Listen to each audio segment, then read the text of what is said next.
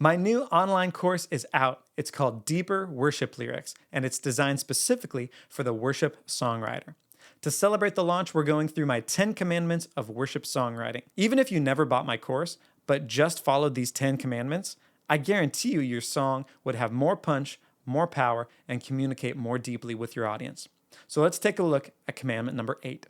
All right, yesterday's commandment was number 9, bring something new to verse 2. Today, in passive voice, you must not write. Let's talk about what passive voice is because sometimes people get confused. Let's take a look at this sentence. The dog ran to the tree. This is the normal state of affairs for the English language. This is how we structure sentences. We have a subject, the dog, which is the noun. Ran, that's the verb, the action word. To the tree, the direct object. Where did the dog run to? He ran to the tree. That's the direct object. So that order of subject, verb, direct object is the normal way that we structure our sentences. But let's take a look at this mangled sentence. To the tree, the dog ran. We have the direct object first, we have the subject, the dog, and then last we have the verb. So we've flipped the script here. Well, what's wrong with that? Well, first of all, it's confusing. Right? In the first sentence, the dog ran to the tree. That's the way that we expect it. So we have a dog, we see him running, and then we see where he's running to. To the tree, the dog ran. Because we flipped it, that's confusing to your listener. He's having to do a lot of extra work, and that's the second one. It's more work for your listener to untie that knot in the English language, to hold one thing, wait for the next thing, and then finally the verb tells you what happened. That's a lot more work. And it has the effect of clouding your meaning. Because you made more work for your listener, it muddies the waters, especially when you're singing this. You know, it's one thing to just read it. Okay, you can go back and read it again. But if you're singing it, it's coming at you at speed. And as a listener, that's a lot to work through. And so you're thinking about the lyric when you shouldn't be thinking about the lyric. You should have already absorbed it and moved on to the next verse. So if all of those things mess up, you know, if there's so many bad things about flipping the script and talking in passive voice, why do worship leaders do it? You know, why do worship songwriters write songs that way? There's a couple reasons. One is to get to a rhyme. And this one I understand because, you know, you're trying to make right rhyme with night. And so, you know, you move words around and all of a sudden you get to it. I'm not so much opposed to that every now and then, but the second one is the real problem because it sounds elevated and uncommon, right? It sort of sounds like a hymn. It sounds, you know, old worldy. If you think about the way that Yoda speaks, the reason why they did that in Star Wars was because it made him sound more foreign, more alien than a normal person. So they did that on purpose because it would sound elevated and uncommon.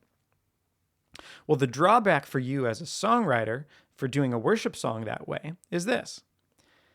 If the way in which you say something overshadows your meaning, then your words created a veil between God and his people. And in your effort to revere God, you pushed him away. I see this happening a lot in more conservative circles of Christianity. Sometimes I think it's actually a reaction against shallow evangelicalism. And what I mean is, you know, you've got that dancey song that's got a bunch of synths and it's, you know, it's not particularly deep.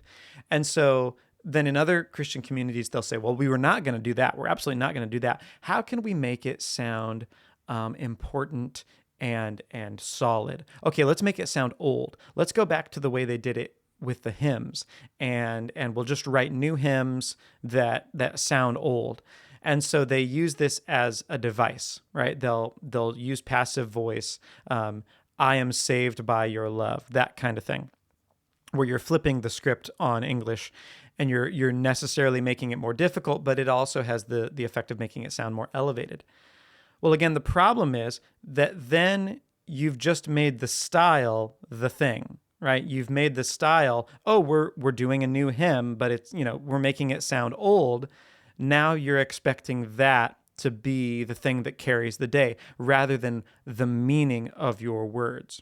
So you have to be careful with this passive voice thing. If you make it your crutch, if you make it, hey, we're doing a throwback, well, then you are necessarily taking away your meaning, because like we've said at the beginning, you've clouded your meaning by making it harder for people to understand. And God doesn't want to be difficult to understand. He wants to be known. That's why he sent his son.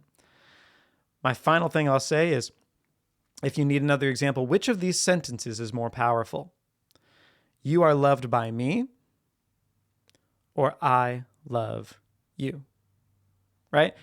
If you're talking to your wife, or if you're talking to your spouse and you say, you are loved by me, they'll probably give you a weird look and say, what are you doing? But when you say, I love you, the simple declaration is best. So remember, in passive voice, you must not write. Thanks for watching, and remember, there's much more in my full course, Deeper Worship Lyrics. It's on sale now, but only until the end of the countdown. So click on the link nearby to get access. All right, God bless, and goodbye.